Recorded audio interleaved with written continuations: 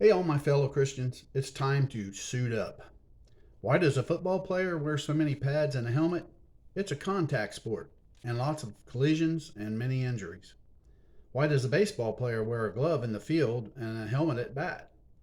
Well, it's not a contact sport, but a hit ball is easier to catch with a glove, and a helmet is necessary to keep from being beamed in the head with a 95-mile-an-hour fastball.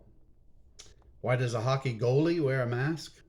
He likes to show all his teeth when he smiles, not with teeth missing. So, why would a Christian go into battle without their full suit of armor on? Ephesians 6:10 says, "Finally, my brethren, be strong in the Lord and in the power of his might." Your strength is not enough. The Lord's is. Ask David. Ephesians 6:11, "Put on the whole armor of God, that you may be able to stand against the wiles of the devil." In other words, suit up. Every piece of armor. If not, the devil will attack your weakest, unprotected part. Ephesians 6:12, "For we do not wrestle against flesh and blood, but against principalities, against powers, against the rulers of the darkness of this age, against spiritual hosts of wickedness in the heavenly places." Spiritual enemies are often in stealth mode, silent and unseen. Ephesians 6:13, "Therefore take up the whole armor of God, that you may be able to withstand in the evil day, and having done all, to stand." Protect every part of yourself. Don't leave any part vulnerable, because that is where he will attack. 6:14 at the beginning says, "Stand therefore, having girded your waist with truth." This is the belt of truth that holds everything else up. A soldier of Christ fights with truth against a liar and the father of lies. In the last section of that verse, 6:14b,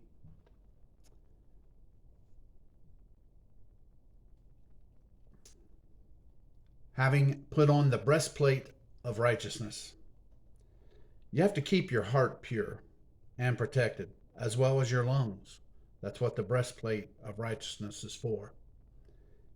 In Ephesians 6:15, "And having shod your feet with the preparation of the gospel of peace." What's the first two letters of gospel? Go. So go on your feet and spread the gospel. Verse 16, "Above all, taking the shield of faith, with which you will be able to quench all the fiery darts of the wicked one." Protect your faith. With each battle won, the victory is closer. Your confidence in battle increases. And never retreat from Satan. Let me just read real quick something about Satan. In Isaiah 14, starting at verse 12, "How are you fallen from heaven, O Lucifer, son of the morning? How are you cut down to the ground, you who weakened the nations? For you have said in your heart, I will ascend into heaven. I will exalt my throne above the stars of God. I will also sit on the mount of the congregation, on the farthest sides of the north. I will ascend above the heights of the clouds. I will be like the Most High. Yet you shall be brought down to Sheol, to the lowest depths of the pit. And those who see you will gaze at you and consider you, saying, Is this the man who made the earth tremble? Who shook kingdoms? Who made the world as a wilderness and destroyed its cities? Who did not open the house of his prisoners?" When it comes to his demise, we will wonder why he was able to get away with so much. In Ephesians 6:17, it says, "Take the helmet of salvation." You have to protect your knowledge.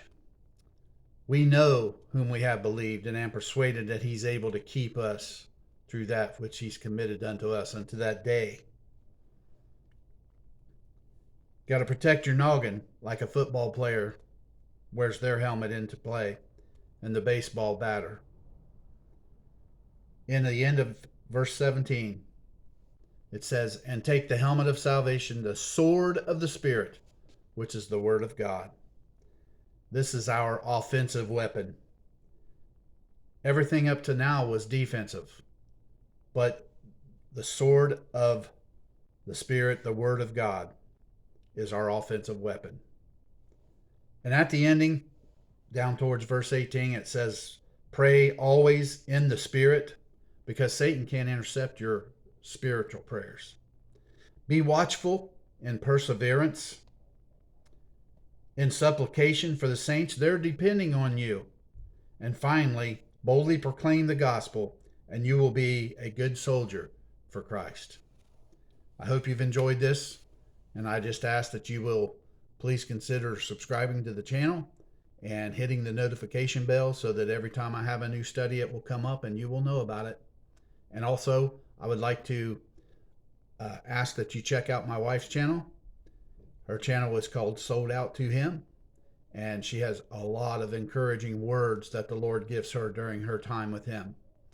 So check those out, and I will be seeing you on the next study. Thanks. Goodbye.